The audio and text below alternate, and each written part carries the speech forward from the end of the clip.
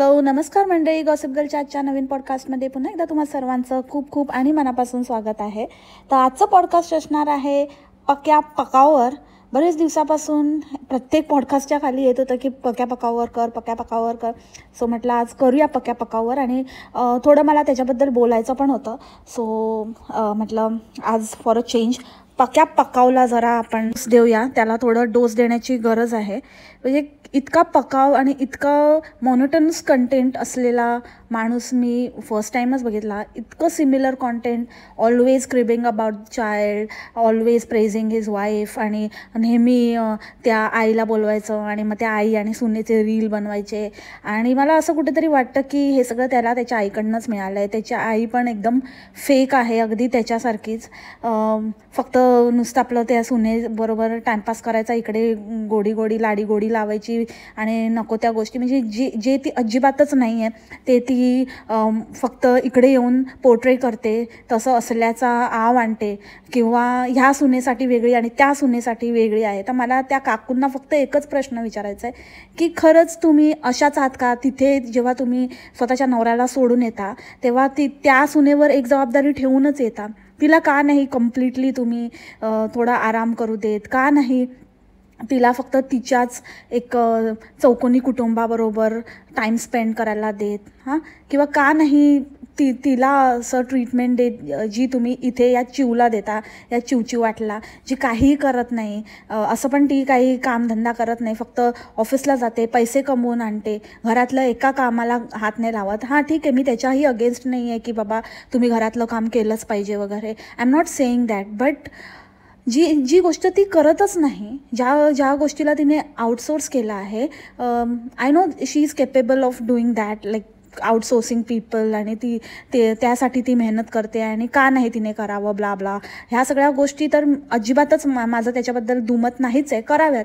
जर आपण ह्याच्यासाठीच कमवतो की आपण आपलं लाईफ कसं इझी करू शकतो, तर तिने केलं आहे तर ठीक आहे. पण ॲटलिस्ट असं काहीतरी उगाचच फेक रील्स बनवून लोकांना नका ना दाखवू तुमचा दुटप्पीपणा. इकडे काय तर आई मी आज हे करू, आई मी आज आपण बाहेरून मागूया, आई मी आज खूप थकली आहे, आणि मग ह्या म्हणतात की नको तू फक्त वाढायला घे कारण मी सगळं ऑलरेडी करून ठेवलं आहे. अरे जी व्यक्ती तिथे मरते, ऑफिसला तरी सुट्ट्या असतात, ती सॅटर्डे संडे वॉटेवर संडे किंवा दुसऱ्या पण अशा मध्ये आता ती जाऊन आली, फिरून आली, तेव्हा तिला लॉंग वीकेंड होता, जेव्हा महाराष्ट्र दिन होता तेव्हा अशा बऱ्याच सुट्ट्या असतात अधेमध्ये तरी. तेव्हा थोडासा एक ब्रेक ऑफिस गोईंग विमेनला मिळतो. बट जी व्यक्ती घरातच काम करते तिला कधी ब्रेक मिळतो? जेव्हा तुम्ही इथे येता तेव्हा पण तिथे तिला जबाबदारीचं ओझं देऊनच येता. कम्प्लिटली तिला असं थोडं रिलॅक्स होण्याचा टाईम तर मिळतच नाही. तुम्ही इथे पण तुमच्या नवऱ्याची म्हणजेच तिच्या सासऱ्याची जबाबदारी त्या दुसऱ्या सुनेवर तिथे असतेच. मग तिच्या बाबतीत का नाही तुम्हाला कधी असं वाटत? म्हणजे तिची काहीच किंमत नाही आहे का? जी व्यक्ती 24/7 वर्षाचे 12ही महिने लागलेली असते तिच्या आयुष्याची, तिला असं ब्रेक मिळण्याची काही अजिबातच असं गरज नाही आहे. गरज वाटत नाही तुम्हाला? इकडे येऊन उगाचच ओव्हर ॲक्टिंग करता. जिथे पैसा आहे तिकडे तुम्ही उगाचच नाटक दाखवता की मी कशी सपोर्टिव्ह सासू आहे. त्या पक्या इतका धूर्त माणूस कोणी नसेल. त्या पक्याने मुद्दामूनच हे सगळं व्यवस्थित प्लॅन करून, वेल प्लॅन्ड त्याने आपली लाईफ आखली आहे आणि त्याच्या प्लॅननुसार सगळं काही वर्क पण झालं. त्याने मुद्दामून आपल्या लहान भावाचं लग्न आधी लावलं आणि अशा एका व्यक्तीशी लावलं की जी गृहस्थी सांभाळेल. अशा व्यक्तीला चूज केलं किंवा असं त्याला अशी वाईफ नकोच होती की जी काही म्हणजे घर इन द सेन्स घरची कामं वगैरे करेल. हाऊसवाईफ ज्याला आपण म्हणतो, होममेकर, असं त्याला असं काही हे नव्हतं. त्याला फक्त कमवती बायको पाहिजे होती आणि तो त्याच टार्गेटच्या मागे होता.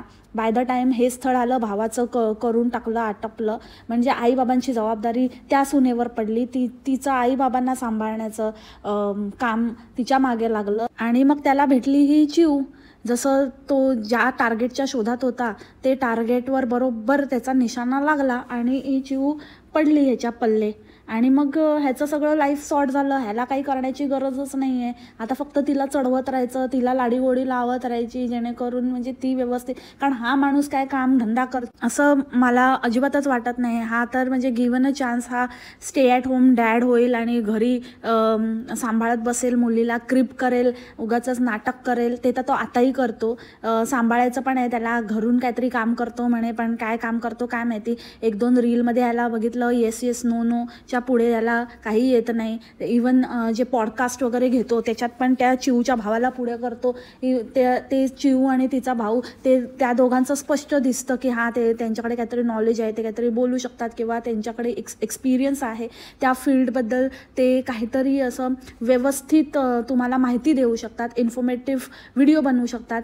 पण तिथे ह्याचं कळून येतं की ह्याला काही बोलताच येत नाही, ह्याला प्रॉपर वर्ड्स आठवत नाही, suitable phrases, suitable technical terms, ह्या सगळ्या त्याला काहीच बोलता येत नाही. त्याला ते पर्टिक्युलर टर्म्स यूज करता येत नाहीत, त्याला आठवतच नाहीत.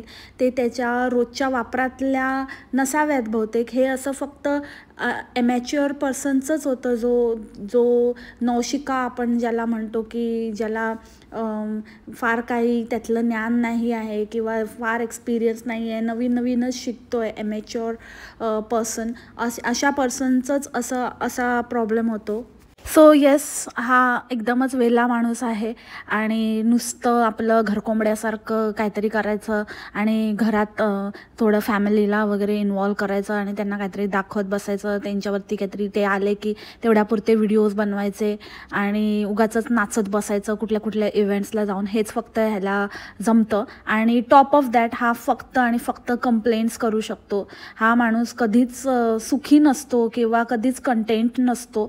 ह्याला नेहमी असं काही ना काहीतरी प्रॉब्लेमच असतो लाईफमध्ये. अगदीच काही नाही तर हा तर म्हणजे असा बाप आहे, नवखा बाप, की बाबा पहिल्यांदाच कोणतरी असं बाप झालाय, पॅरेंट्स झालाय, अशा प्रकारचं ह्याचं आणि ह्याच्या बायकोचं बिहेवियर असतं. लिटरली खरंच ती मुलगी मोठी होईल आणि जेव्हा बघेल तेव्हा तिला असं वाटेल की म्हणजे मी खरंच इतकी अनॉईंग होती आणि मी इतकं त्रास देत होती आणि माझ्या आईबाबांना माझ्याबरोबर हॅपी मुमेंट्सपेक्षा जास्त ते माझ्याबरोबर मी त्यांना खूप इरिटेट केलं होतं. म्हणजे मी खरंच एकदम ट्रबल चाइल्ड होती, की काय होती, की असं काय होतं की जे असं नॉर्मल नव्हतं माझ्या बाबतीत. आणि Y my dad was always complaining about me. तर नेहमी मला असं वाटतं की हा काय लोकांना इन्फ्लुएन्स करतो आहे किंवा काय लोकांना दाखवण्याचा प्रयत्न करतो आहे. सो आपण 1 बाय 1 ते डिस्कस करणारच आहोत. तर ह्याच्यामध्ये मला पर्टिक्युलरली हे सांगायचं आहे की आत्ताच रिसेंटली याचा एक व्हिडिओ बघितला ज्याच्यामध्ये हे लोक कुठे गेले होते आणि मोस्टली तर आजकाल हा प्रमोशनल व्हिडिओजच करतो आहे. लाईक कुठला तरी रिव्ह्यू द्यायचा कुठच्या तरी रिसॉर्टला, इवन फॅमिलीला वगैरे घेऊन जातो, ते पण मोस्टली प्रमोशनल असतात, रिव्ह्यूज देण्यासाठी वगैरे जातो. आता पण होल फॅमिलीला, आईला वगैरे घेऊन गेला आहे, ते पण त्याच ह्याचं वाटतं आहे ऑलमोस्ट. कारण का ज्या प्रकारचं असं रिव्ह्यूज वगैरे हा देतो. सो ते obviously it's a collaboration or paid collaboration or may be barter, की तुम्ही या आणि फ्रीमध्ये राहा आणि आम्हाला जस्ट प्रमोट करा. So that is the possibility. तर मला म्हणायचं की तेव्हा हे लोक जेव्हा निघाले तेव्हा गाडीमध्ये तिला ड्राईव्ह करायचं होतं, चिवला ड्राईव्ह करायचं होतं आणि नोवी तिला अजिबातच ड्राईव्ह करायला देत नव्हती आणि शी स्टार्टेड क्राईंग. आणि ती म्हणायला लागली की मी नाही करायचं ड्राईव्ह, तुला नाही करायचं, तू इथे बस. आणि मग ती चिडली चिव आणि शी वॉज लाईक की मी नाही करणार, ठीक आहे, असंच असतं नेहमी आणि हिचं काय नाटक आहे हे. आणि मग ह्याचं सुरू झालं, बाळ असं असतं जेव्हा तुम्ही लग्नानंतर, जेव्हा तुम्हाला बाळ होतं. अरे लग्नानंतर बाळ होतं? लग्नानंतरच म्हणजे हां काहींच्या बाबतीत होऊ शकतं, बरोबर आहे, पण एवढं काही मेन्शन करण्यासारखी गरज नव्हती की लग्नानंतर जेव्हा तुम्हाला बाळ होतं. ते तर समजे की लग्न झालं आहे म्हणूनच तुला बाळ आलं आहे, तुझ्या आयुष्यामध्ये बाळच आली आहे. लोकांच्या आयुष्यात बाळ येतं, तुझ्या आयुष्यात बाळ आली आहे, बाळ. आणि तुम्ही काहीच डिसिजन स्वतः घेऊ शकत नाही. सगळं तुमचं त्या बाळावर निर्भर राहतं आणि मग ते सांगणार तसंच तुम्हाला वागावं लागतं. आणि पॅरेंटिंग इज नॉट इझी आणि हे सगळं यांची बकवास चालू झाली. आणि त्याच्यामध्ये हा बोलता हेही बोलून गेला की ती क्रँकी आहे बिकॉज ती एक मुलगी आहे आणि खूप चिडचिड करते म्हणून. तर मग लगेच चिवला राग आला. चिव वाजले की असं नाही बोलायचं, काय मुलगी आहे वगैरे असं. सो बेसिकली ना, ते मुलगी आणि कोणी काही ते असू दे, तुमचंच गंडलं आहे. एकतर तुम्हाला ना पॅरेंट म्हणजे तुम्ही काय झालं आहे आणि तुम्ही काय समजता, इतके ना बकवास पॅरेंटिंग मी कोणाचंच बघितलं नसेल.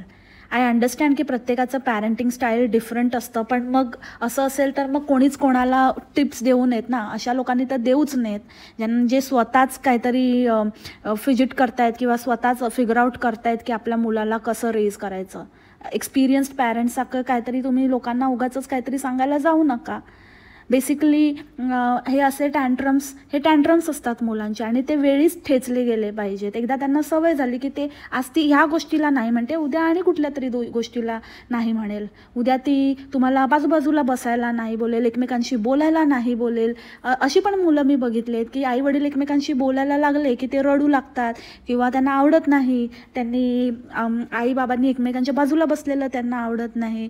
म्हणजे असे वेगवेगळं काही ना काहीतरी टँट्रम्स असतात मुलांचे आणि आपण त्यांना ते सांगायचं असतं की नाही, हे असंच होणार आहे. आम्ही तुझे पॅरेंट्स आहोत, तू आमची पॅरेंट नाही आहेस. तू आमचं मूल आहेस, तू लहान आहेस आणि तू मुलासारखंच राहिलं पाहिजे. आमच्या बाबतीतले निर्णय तुला नाही घेता येणार. तुझ्या बाबतीतले निर्णय घेण्याचं स्वातंत्र्य जेव्हा तू एका सर्टन लेवलला येशील, जेव्हा तू इंडिपेंडेंट होशील, तेव्हा जोपर्यंत तू आमच्याबरोबर आहे तुझ्या बाबतीतले निर्णय पण आम्हीच घेणार. हां, काही काही गोष्टीला तुला स्वातंत्र्य असेल, पण अगेन ते आमच्याच देखरेखीखाली तुला ते निर्णय घेता येतील. आणि आमच्या बाबतीतले जे निर्णय आहेत हे तर कम्प्लिटली ते आम्हीच घेणार. म्हणजे पॅरेंट्सचे निर्णय हे पॅरेंट्सनेच घेतले पाहिजेत. मुलांना विचारणं कुठल्या निर्णयाच्या बाबतीत, एक फॅमिली डिसिजन आपण जेव्हा घेतो तेव्हा त्यांना विचारणं, त्यांचा सल्ला घेणं हे ऑप्शनल आहे कम्प्लिटली. तुम्हाला वाटलं तर तुम्ही विचारू शकता, डिपेंड्स की सिच्युएशन काय आहे, कुठला डिसिजन. पण हे जे छोट्या छोट्या गोष्टी आहेत, जेव्हा मुलं हे सायन्स शो करायला लागतात की हे असं नका करू, तसं नका करू, तर इन्स्टेड ऑफ त्यांच्या जे काही त्यांची जबरदस्ती आहे त्याला मान्य करण्यापेक्षा त्यांना आपण हे समजवलं पाहिजे की नाही, मी हे करणारच आणि तुला रडायचं तर रड. काय होईल, थोडं तसं पण तुमचा मूड ऑफच होतोय ना. एनिवेज चिडचिड तर तुमची तशीही झाली आहे. ती रडेल, एकदा रडेल, दोनदा रडेल, तिसऱ्यांदा तिला कळेल की आपल्याला काही आपण नाटकं केली तरी काही होत नाही. आपले पॅरेंट्स हे आपले पॅरेंट्स आहेत आणि त्यांचे डिसिजन तेच घेतात, त्याच्यामुळे आपण ही नाटकं करून चालणार नाही. आणि कसलं तुमचं पॅरेंटिंग, ती बोलली की लगेच टाकलो आणि लगेच बसला आणि सुरू झालं आहे, मुलगी आहे आणि फुलगी आहे आणि असं आहे आणि क्रँकी आहे आणि पॅरेंटिंग इज व्हेरी टफ आणि इतकं सोपं नसतं. काय नाही सोपं नसतं, काय सोपं नसतं. तुझ्या आईवडिलांनी 4 मुलं वाढवली, हां, त्यांना विचार कशी वाढवली ती. सगळं काही व्यवस्थित होतं. ही सगळे चोचले आहेत तुमची, सगळी नाटकं आहेत फालतू. नुसतं स्वतःचा कमीपणा किंवा स्वतःला नाही जमत ते नाही दाखवायचं. म्हणजे आणि कोणी दाखवलं तर म्हणायचं की ट्रोल करतात. ट्रोल नाही, तुला नाही जमत आहे, तू सगळ्या बाबतीत तुला काहीच नाही जमू शकत. हे सत्य आहे, निर्विवाद सत्य आहे. आणि ते तू जितकं लवकर ॲक्सेप्ट करशील ना तितकं बरं आहे. तू पण आणि तुझी ती चिव पण. पैसे कमवता आलं म्हणजे सगळं दुनियेतलं सगळं ज्ञान आलं असं नाही होत. आणि बरेच गोष्टी आहेत मला जे आज या पॉडकास्टमध्ये बोलायच्या आहेत, जे काही लोकांना पटेल, काही लोकांना नाही Patel, but I care dam about it. कारण का अति झालं आहे या माणसाचं. खूपच नको त्या विषयावरती आजकाल ज्ञान पेलू लागलं आहे, ज्याची अजिबातच गरज नाही आहे.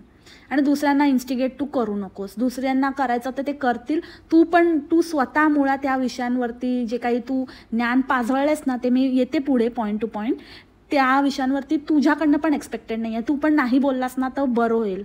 फालतू गोष्टीमध्ये नुसता मिल्क करायचं कसं, पण काहीतरी फालतू बडबड करून कुठल्या पण सेन्सिटिव्ह कंटेंटवर पण तू मिल्क करायचा प्रयत्न करतोयस.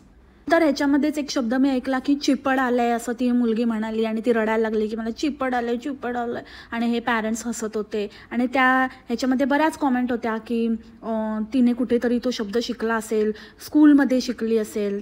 So let me tell you one thing, हे अडाणच्या लोकांची आणि अशा टाईपचं हे काही त्यांची तुम्हाला असं का वाटतं की हे कोणतरी भारी आहेत आणि हे काहीतरी बाबा हे ह्यांचे शब्द नाही आहेत, हे ती कुठून तरी शिकून आली आहे स्कूलमधलं. म्हणजे बाकी जे स्कूलमध्ये हिच्या लेवलची जी मुलं आहेत किंवा हिच्या बरोबर जी मुलं येतात ते असं काहीतरी शब्द वापरतात आणि त्यांचं बॅकग्राऊंड असं आहे आणि हा बाळवाला खूप मोठा महान आहे का, ह्याचं खूप चांगली भाषा आहे आणि ह्याचं खूप हे आहे, खूप ज्ञानी आहे, सर्वज्ञानी आहे हा, आणि याची ती चिव मिशनरी स्कूल पास आउट. तो त्यांचाच शब्द आहे आणि दे न्यू इट वेल की तो शब्द काय आहे आणि ती कशाला काय बोलते. आणि दॅट चिव also said the same thing की चिपड आलंय तर रडते. तो ती त्यांचा स्वतःचा शब्द आहे, तो स्वतः ते लोक रेग्युलर बेसिसवर वापरतात. त्याच्यामुळे ती कुठून तरी स्कूलमधनं वगैरे तिने कोणत्या तरी मुलाचा वगैरे उचलला आहे असं तर नाहीच आहे. ते तिच्याच आईवडिलांचा बोलीभाषेतला शब्द तिने उचललेला आहे. काय समजता काय तुम्हाला? काय वाटतं काय कुठले मोठे काय 4 इंग्लिश शब्द त्या चिवने काय बोलली तर ती काय कुठली मोठी भाषातज्ञ झाली आणि ती काय कुठली फॉरेनची पाटलीण आहे का की ती एकदम भारी भारी आणि तिच्या मुलीच्या तोंडी असा शब्द म्हणजे अशी गावची भाषा म्हणजे ती कुठून तरी दुसरीकडून शिकत आली. हे कुठले भक्त रे बाबा, कुठे या प्रजाती ना सगळीकडे पसरली आहे रे बाबा. म्हणजे इतकं ना असं काहीतरी तो पसरणारा रोग असतो ना तसं आहे ह्या प्रजातीचं.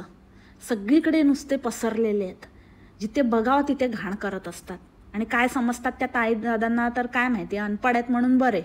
त्याला आधी बाळाला खेळायला नीट बोलायला शिकवा, समजलं? नंतर मग दुसऱ्यांवर टिप्पणी करा, इथून शिकून आले आणि तिथून शिकून आले आणि मोठे डाएट करतायत.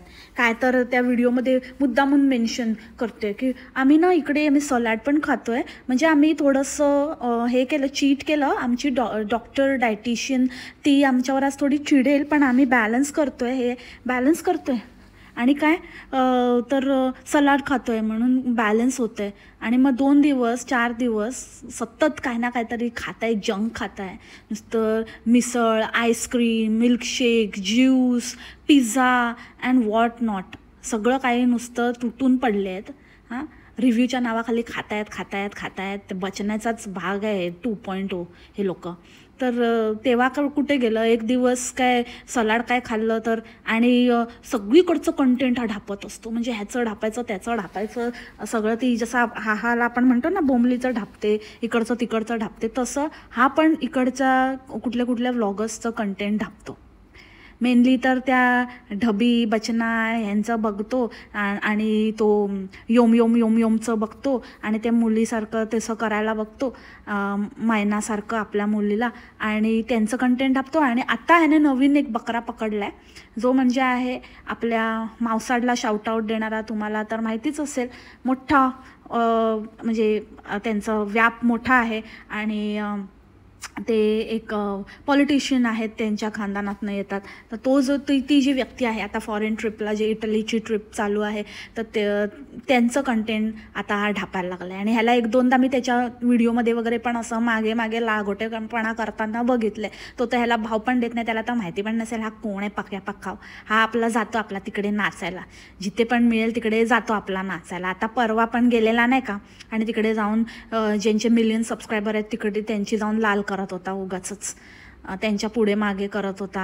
आणि फक्त स्वतःचं आणि स्वतःला क्रिएटर समजतो. कसला क्रिएटर? काय तुझी क्रिएटिव्हिटी आहे? नुसतं ग्रिप करायचं ही क्रिएटिव्हिटी आहे तुझी? हां, तर मी ते बोलत होती की तो कोणाकोणाचं कॉपी करतो. तर तुम्हाला कळलंच असेल की क्रिश त्यांचं कॉपी करतो हा, आणि हे विजिबल आहे. आणि मी बघितलं, नोटीस केलं, व्हेरी नोटिसेबल की हा 2-3 इन्स्टन्सला बघितलं. इवन ते जे बर्डचं आणि ह्याचे जे चित्रविचित्र आवाज आणि उगाचच हसत होता वेड्यासारखा, आणि किती घाणेरडे आवाज काढत होता आणि कसं ते विचित्र वाटत होतं. ते पण सेम सगळ्यात पहिले ते त्या बाली ट्रिपवर त्या क्रिश महाडिक त्यांच्या वहिनीचं तसा एक व्हिडिओ व्हायरल झाला होता. आणि त्याच्यानंतर मग फुगीने त्यांचं सेम कॉपी केलं, फुगीने ती नाटकं केली. आणि मग आता थोडा ब्रेक घेऊन, कोणाला कळणारच नाही, कोणाला माहितीच नाही, मीच क्यूट दिसेन.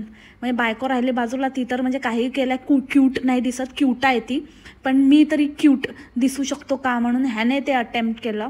पण आम्हाला सगळं माहिती आहे, आमची सगळीकडे नजर असते, आम्ही सगळीकडचं सगळं बघतो, प्रत्येकालाच रोस्ट करतो असं नाही. काही जणांचे व्हिडिओज आम्ही कसं छान व्हिडिओ मेकिंग किंवा कसं छान व्लॉग्स असू शकतात ते बघण्यासाठी पण बघतो.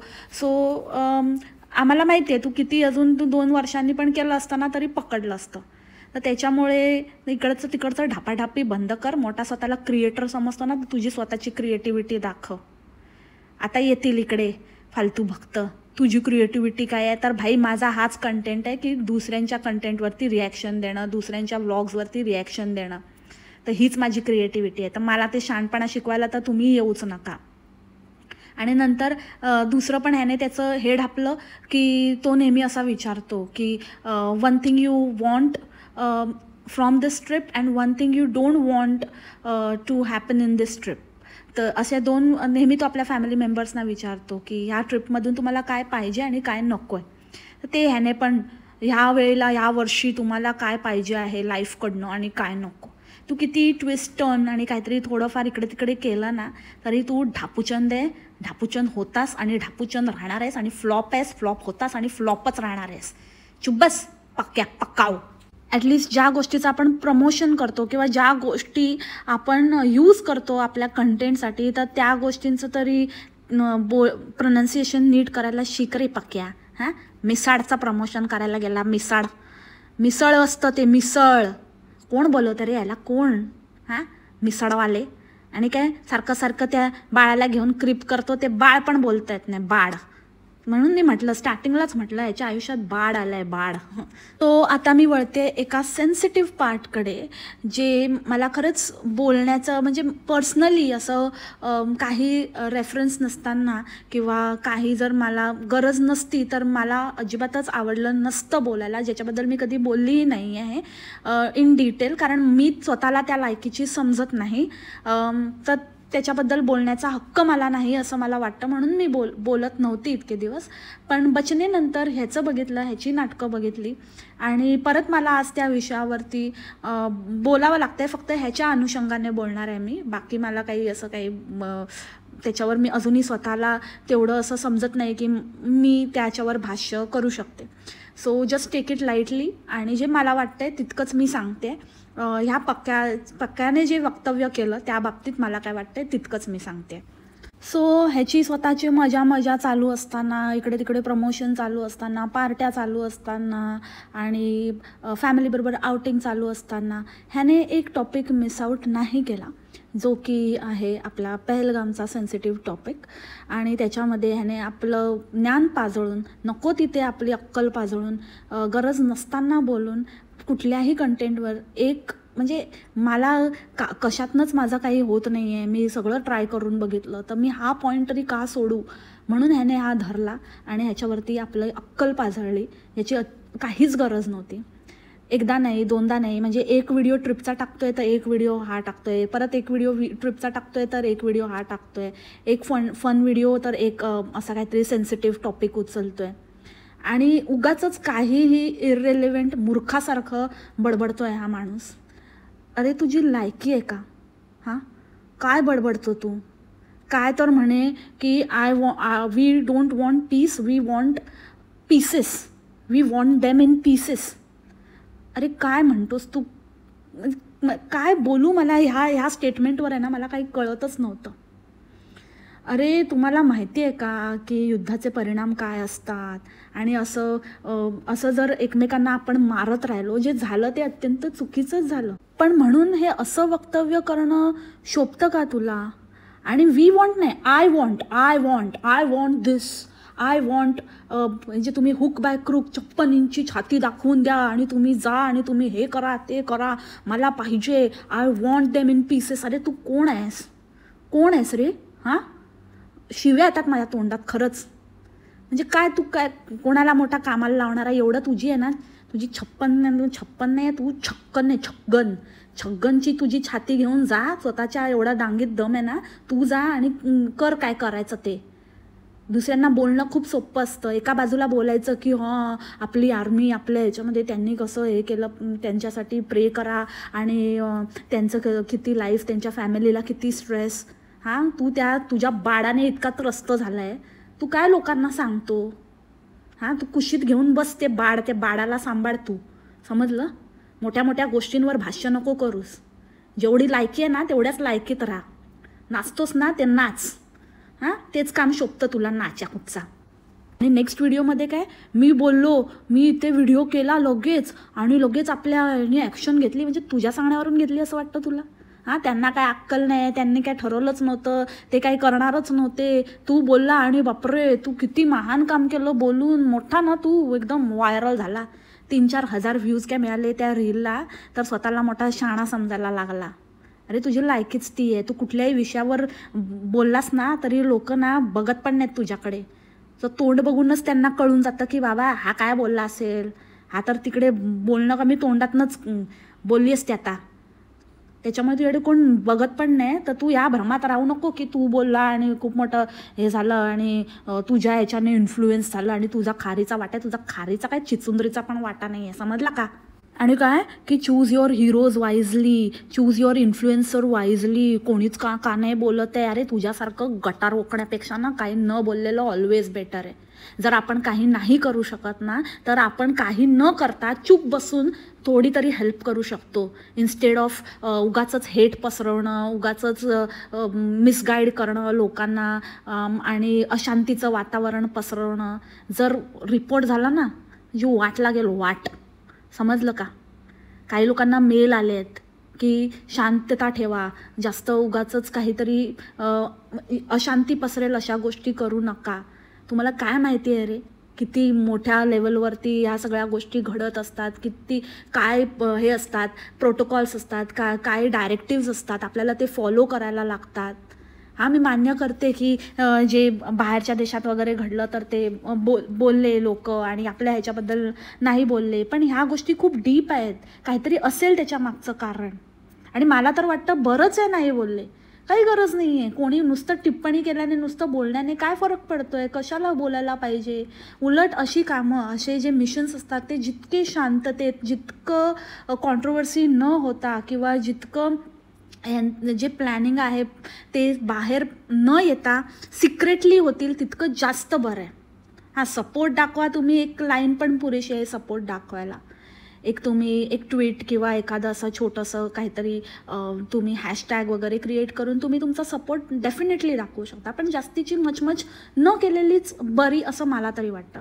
कारण का बऱ्याच वेळेला आपल्याला असं दिसून येतं की मीडियावर कंट्रोल नसल्यामुळे आपल्या बोलण्यावर, म्हणजे आपल्याला जो फ्रीडम आहे बोलण्याचा आणि गोष्टींवर टिप्पणी करण्याचा, आणि ह्या सोशल मीडियामुळे, ह्या सगळ्या इन्फ्लुएन्सर सो कॉल्ड ह्या सगळ्या लोकांमुळे वगैरे चांगले परिणाम होण्याऐवजी वाईटच परिणाम जास्त होतात. अफवा पसरल्या जातात आणि the least thing we want to happen अशा क्रुशियल टाईममध्ये की अफवा पसरली जाईल. अफवा पसरल्यामुळे अननेसेसरीच्या गोष्टी किंवा मिसलिडिंग गोष्टी किंवा जजमेंटल वक्तव्यामुळे खूप प्रकरण चिघळतं. खूप गोष्टी म्हणजे ज्या आपल्या फेवरमध्ये जाण्याच्या ऐवजी आपल्या अगेन्स्टच जातात, आपल्या देशाच्या अगेन्स्ट जातात. ते जे ज्यांचं काम आहे ते त्यांना करू द्या. ज्याचं नाच गाण्याचं काम आहे त्याला नाच गाणी करू द्या, ज्याचं ॲक्टिंगचं काम आहे त्याला ॲक्टिंग करू द्या. स्वतःसारखे सगळ्यांना समजू नका की सगळ्यावरती दगडांवर पाय ठेवणार. जमत एकही गोष्ट नाही. तू स्वतः तसा आहेस, मूर्तिमंत उदाहरण आहेस आणि तुझे ते DBS वाले बाकीचे. तर त्याच्यामुळे तुमची अक्कल स्वतःजवळच ठेवा आणि तू पण ह्याच्यापुढे गप्प बस. फालतूची तुझी बकवास नको आहे. आणि सगळ्यात इम्पॉर्टंटली लास्टली मला हेच सांगायचं आहे की हा जे हिंदू मुस्लिम ह्याच्यावरती जे टार्गेट करत होता आणि हिंदूंना हे ते आणि धर्म विचारला आहे ते, तर मला तेच सांगायचं आहे की अशाने तुम्ही त्यांचं जे मोटिव्ह होतं, त्यांचा जो उद्देश होता ते तुम्ही साध्य करून देत आहात. ते मूर्ख नाही आहेत की ते डिरेक्टली त्यांना कळत होतं की कोण हिंदू आहे कोण आहे. ते मुद्दामून विचारून मारत होते कारण ही गोष्ट स्प्रेड व्हावी, जास्तीत जास्त स्प्रेड व्हावी, हेट पसरावा आणि आपापसात भांडणं व्हावी. एक फाळणी झाली, त्या फाळणीचे जे परिणाम आहेत, दुष्परिणाम आहेत आपण आजपर्यंत भोगतोय, अजून नको. त्याच्यामुळे ना त्यांचा उद्देश तुम्ही सफल करू नका. आणि मूर्ख लोकांनो, इतकं सिम्पलची गोष्ट आहे. जर इतकंच असलं असतं ना तर जे आपल्याला आपले जे प्रेस कॉन्फरन्स किंवा आपल्याला डे टू डे अपडेट देत होत्या त्या ज्या कर्नल आहेत सोफिया कुरेशी, मग त्यांचं किती योगदान आहे ते आपल्या गव्हर्नमेंटला पण कळलं आहे. म्हणून त्यांना नेमलं, त्यांना सांगितलं. एकतर वुमेन एम्पॉवरमेंट त्यांना दाखवायची होती आणि ह्या बाबतीत कुठलाही धर्म म्हणजे जे त्यांचं समोरच्याचं जे मोटिव्ह आहे, जो उद्देश होता तो हाणून पाडायचा होता. तुम्ही कितीही काहीही बोललात तरीही आमच्या देशासाठी आम्ही भारतीय आहोत, हिंदुस्थानी आहोत हेच त्यांना दाखवायचं होतं. त्याच्यामुळे त्यांनी तिची निवड केली. तर तुमचं काहीतरी वेगळंच चाललंय, वेगळंच तुणतुणं. आणि जर तुला इतकी अक्कल आहे ना तर मग बोल ना, मग सोफिया कुरेशीच्या योगदानाबद्दल बोल ना. मग तेव्हा का नाही तुझी धर्म आडवा आला, तेव्हा का नाही बोललास? आधी तर खूप मोठा 56 इंची छाती, छगन कुठचा बोलत होता मोठा. मग तेव्हा का नाही, जेव्हा आपल्याला देशाला रिप्रेझेंट करायला त्या समोर आल्या तेव्हा का नाही? मग तेव्हा त्यांचं नाव का नाही? तेव्हा मग आर्मी करून सगळं एक जनरल आर्मी ह्याच्यामध्ये गुंडाळून टाकलंस. तेव्हा तुझी वुमेन एम्पॉवरमेंट त्या चिवलाच छोट्या छोट्या गोष्टीला चिव चिव चिव चिव चिव करत असतं. लाडाची गुणाची मोठी बाईल काम करणारी. तेव्हा तर खूप तिचा पुळका येतो तुला, इंडिपेंडेंट वुमेन. मग आता का नाही बोलला वुमेनबद्दल? त्या दोन्ही स्त्रिया होत्या ना, मग त्यांच्याबद्दल एक चकार शब्द नाही काढलास तू? कसला रे पळपुटा, एक नंबरचा शेपूट घातलेला माणूस. काय बोलतो, काय उगाच आपलं तोंड दिले देवाने बोलायचं. अक्कल लाव जरा, अक्कल असेल ना तर लाव जरा, वापरती. फालतूची बडबड नको करू. आणि खूप मोठा शाणा नाही झाला तू हे सगळं करून. काय नाही होणार आहे तुझं. जिथे आहेस ना तिथेच राहशील खितपत, समजला का? मूर्ख माणूस, गुडघ्यात मेंदू असलेला. गुडघ्यात तरी आहे का आधी मेंदू? तेच मला शंका आहे. काय बडबडत असतो. ह्याला वाटलं की आपण, आणि भक्त पण तिथे, वा दादा तूच रे बाबा, तूच खरं, तुझ्यामध्येच हिंमत आहे. कसली हिंमत? असली फालतू बडबड करायला हिंमत नाही लागत. एवढं त्याच्या आहे ना, तर काहीतरी करून दाखवायला सांगा तिकडे. तिथे इकडे तिकडे फिरत बसलाय प्रमोशन करत. कसला दादा, आणि दादा पादा आहे तुमचा एक नंबरचा. एनिवेज मंडळी, याच नोटवरती आजचं पॉडकास्ट इथेच थांबते. खूप काय म्हणतो आपण, हिटेड झालं एंडला. So I hope you understand. आणि तुम्हाला थोडं तरी तथ्य वाटलं असेल तर मला कॉमेंटमध्ये नक्की सांगा माझ्या बोलण्यामध्ये. आणि भेटू आपण उद्याच्या पॉडकास्टमध्ये नवीन विषयासोबत. तोपर्यंत खा प्या, मस्त राहा आणि स्वस्थ राहा. Take care, bye. मासलामा, love you all, stay blessed.